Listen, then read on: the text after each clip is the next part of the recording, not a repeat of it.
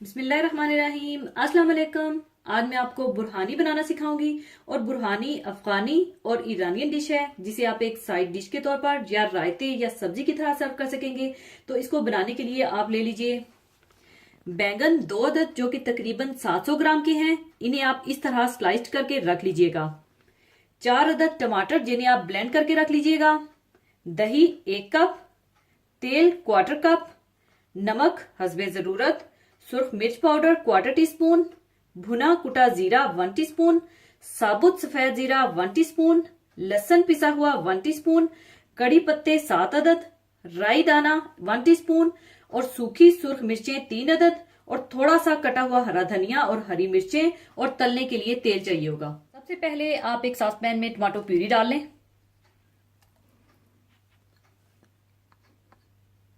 और इसमें आप डाल दें सुर्ख मिर्च पाउडर और थोड़ा सा नमक डालकर इसे पकाकर थिक कर लें। और दूसरी तरफ पैन में आप तेल डाल लें और बैंगनों को फ्राई कर लें।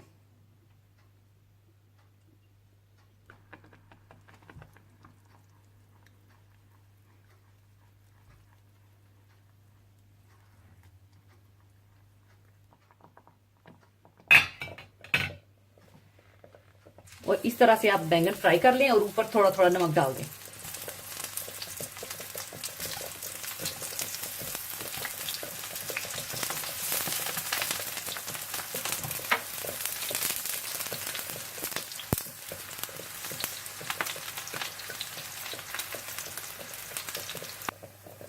एक साइड पकने के बाद आप इसकी साइड चेंज कर दें और थोड़ा थोड़ा तेल डालकर आप फ्राई करते जाएं।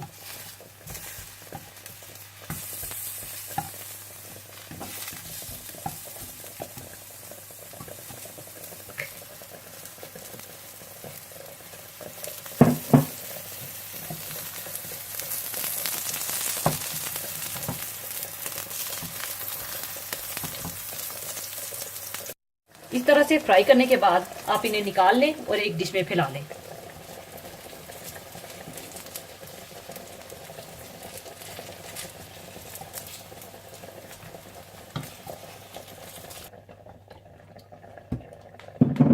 और इसी तरह से आप सारे बैंगन फ्राई कर लें।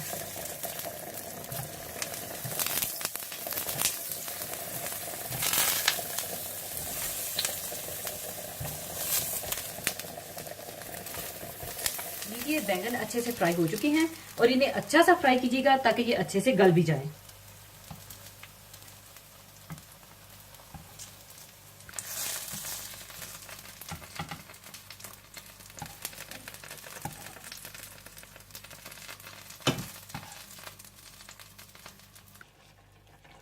और दूसरी तरफ जब प्यूरी इस तरह से गाढ़ी हो जाए तो चूल्हा बंद कर दीजिएगा और इसे बैंगनों के ऊपर डाल दीजिएगा। और इस तरह से आप ऊपर डाल लें।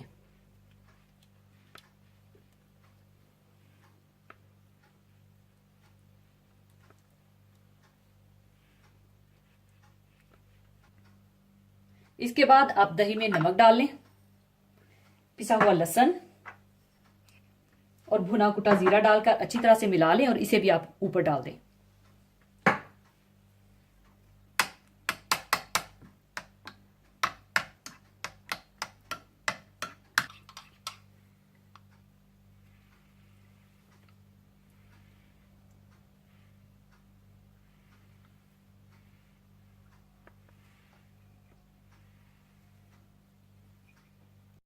इसके बाद इसका भगार तैयार करने के लिए आप तेल गर्म कर लें।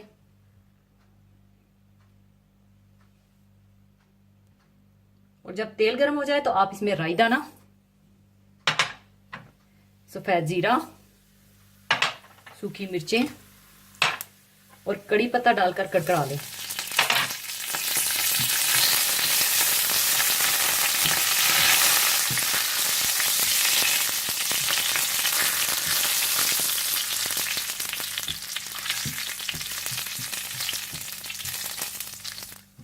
और जब अच्छी सी खुशबू आने लगे तो आप बघार को इसके ऊपर डाल दें।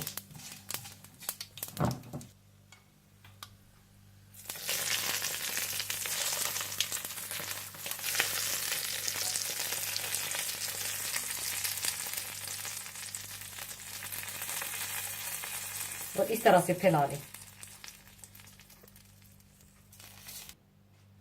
ऊपर आप बारीक कटी हुई हरी मिर्चें और हरा धनिया डाल दें।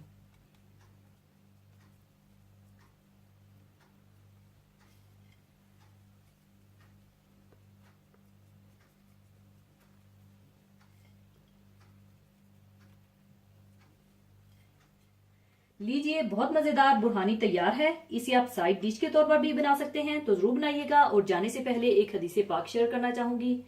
हदीसे पाक इस तरह से है।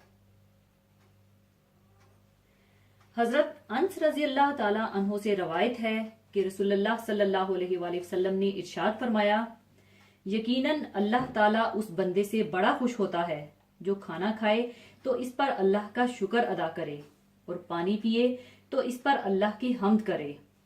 खाना पीना जिसमें इंसान के भूखो जबान की लज्जत का सामान है, अगर खाने पीने से पहले बिस्मिल्लाह और खाने पीने के आखिर में अल्लाह ताला की हम्द और शुक्र अदा किया जाए, तो खाने पीने का ये बज़ाहिर खालस मादी अमल एक रूहानी इबादत बन जाती है और इस पर अल्लाह की इबादत का रंग चढ़ जाता है।